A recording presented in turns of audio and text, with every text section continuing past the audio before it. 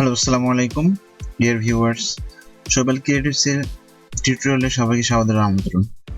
আজকে আমরা যে বিষয় নিয়ে আলোচনা করব সেটা হচ্ছে যে ইলাস্ট্রেটর সফটওয়্যার ব্যবহার করে আমরা খুব সহজেই নিজেদের পছন্দ মতো লোগোটা কিভাবে তৈরি করতে পারি, আর সেটাকে আমরা আমাদের নিজস্ব টিউটোরিয়াল বলেন, ভিডিও বলেন, যে কোনো ইয়েতে আমি লোগোটা হিসেবে ইউজ করতে পারবো। যার কারণে আমি যেটা মনে করেছি যে এর জন্য আমাদের যে সফটওয়্যারটা প্রয়োজন সেটা হচ্ছে ইলাস্ট্রেটর সফটওয়্যার। অনেক সহজ। আমি প্রথমে ইলাস্ট্রেটর সফটওয়্যারটা অন করেছি, আমি ইলাস্ট্রেটর সিসি প্রোগ্রামটা অন করেছি। এখান থেকে আমরা নিউ ফাইলসে যাব। নিউ ফাইলটা ওপেন হওয়ার পরে এটা নির্দিষ্ট একটা মেজারমেন্ট থাকবে যে আমরা কতটুকু জায়গার মধ্যে আমরা এই লোগোটা ডিজাইন করব। তো আমাদের কাছে যখন পেজের সাইজটা চলে এসেছে, আমরা এটা পরিমাপটা ঠিক করে দিলাম। আমরা আসলে কত ইঞ্চি বাই কত ইঞ্চি, আমরা এখানে ইঞ্চিটা সিলেকশন করা আছে, ওকে করে দিলাম। ধরুন আমরা এই রঙেরটা চয়েস করেছি, নিচেটা একটা ব্ল্যাঙ্ক, আমরা উপরে চলে আসলাম। এখানে আপনি যে ফন্টটা লিখবেন সেই ফন্টটা আপনাকে সিলেকশন করে দিতে হবে। আপনি ফন্টে চলে যাবেন,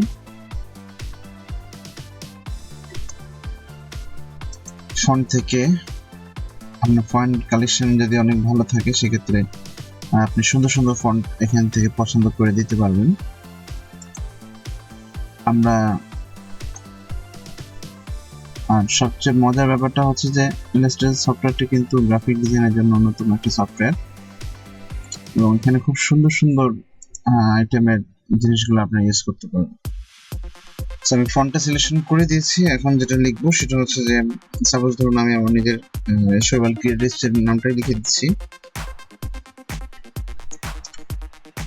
SHOIVE।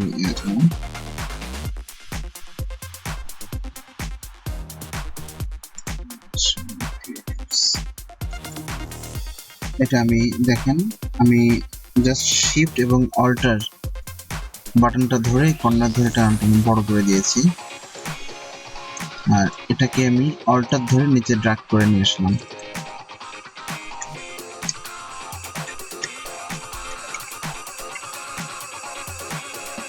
সোশ্যাল ক্রিয়েটিভস এর নামটা ছোট করে দিয়ে দিলাম, সাইজটা ধরে ঠিক করে নিলাম। যদিও রেডি সফটওয়্যার তৈরির জন্য আরো অনেক সুন্দর সুন্দর সফটওয়্যার রয়েছে, আমার কাছে এটা সহজ মনে হয়। আমি এখন যেটা করবো সেটা হচ্ছে অক্ষরগুলোর মধ্যে একটু স্পেস প্রয়োজন, স্পেসের জন্য আমি এটা করেছি। এটা স্পেসটা ঠিক করে দিলাম যাতে আমি সহজেই সাথেগুলো কাজ করতে পারি। সেটা ব্ল্যাক রং হয়ে গেল। আমরা এটাকে পার্পল কালার ইউজ করবো, মেইনলি আমি পার্পল কালারটা ইউজ করেছি আমার লোগোগুলোতে। এটা এক্সপ্যান্ড করে নেওয়ার জন্য রাইট ক্লিক থেকে ক্রিয়েট আউটলাইন করার পরে আমি প্রত্যেকটা একটা সুনির্দিষ্ট ডিজাইন ইউজ করতে চাই। এখান থেকে সোজা আমরা অবজেক্ট থেকে পাথ, সেখান থেকে অফসেট পাথে চলে যাব। আগে আমাকে দেখতে হবে যে অফসেট পাথ করলে অবস্থাটা কেমন দাঁড়ায়, না হলে আমাকে চেঞ্জ করে দিতে হবে, সাইজটা পরিবর্তন করে দিতে হবে। এরপর আমি দেখবো যে আসলে পরিমাণটা কতটুকু হয়েছে। যদি খুব বেশি থাকে সেক্ষেত্রে আমি আবার এটাকে কমিয়ে আনবো, কমিয়ে এসে দেখলাম যে হ্যাঁ হয়েছে। তো সেক্ষেত্রে আমি যেটা করি, এটা হওয়ার পরে জাস্ট এরকম ইউজ করা হলো। অনেক মজার, সুন্দর, তাই না?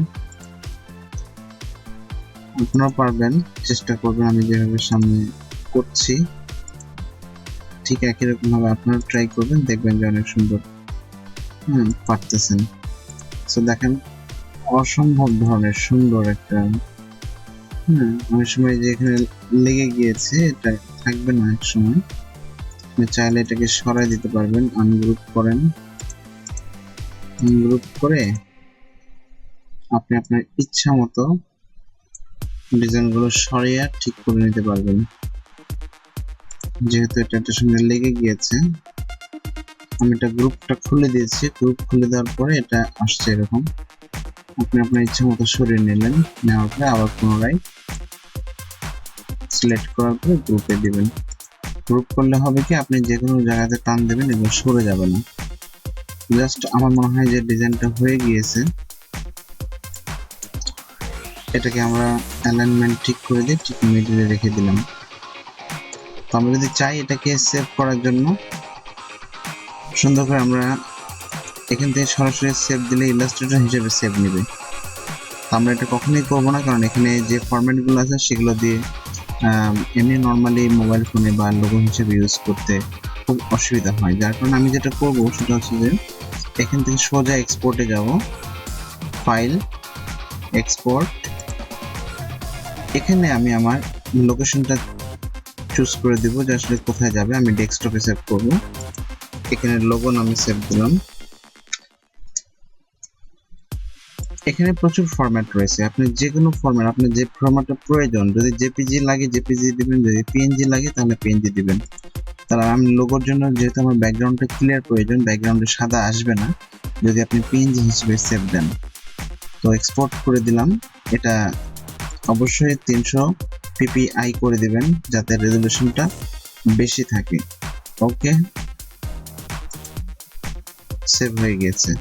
আমরা এটাকে দেখতে পারি যে আসলে সেভ হলো কোথায়, সেটা একটু ভিউ করে আসি। দেখেন আমার এখানে ডেস্কটপটা ব্ল্যাক, এখানে কিন্তু লোগো হিসেবে ওটা কিন্তু চলে আসছে।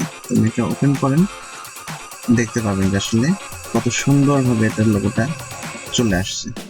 তো এইভাবে আপনারা ট্রাই করতে পারেন। এই লোগোটাকে আপনি আপনার ইচ্ছা মতো, প্রয়োজন মতো যেখানে খুশি সেখানে ইউজ করতে পারবেন। আর আমার সবচেয়ে বড় কথা হচ্ছে যে এখানে আমি আপনাদের সঙ্গে আমার আইডিয়াগুলো শেয়ার করতে থাকবো একটার পর একটা।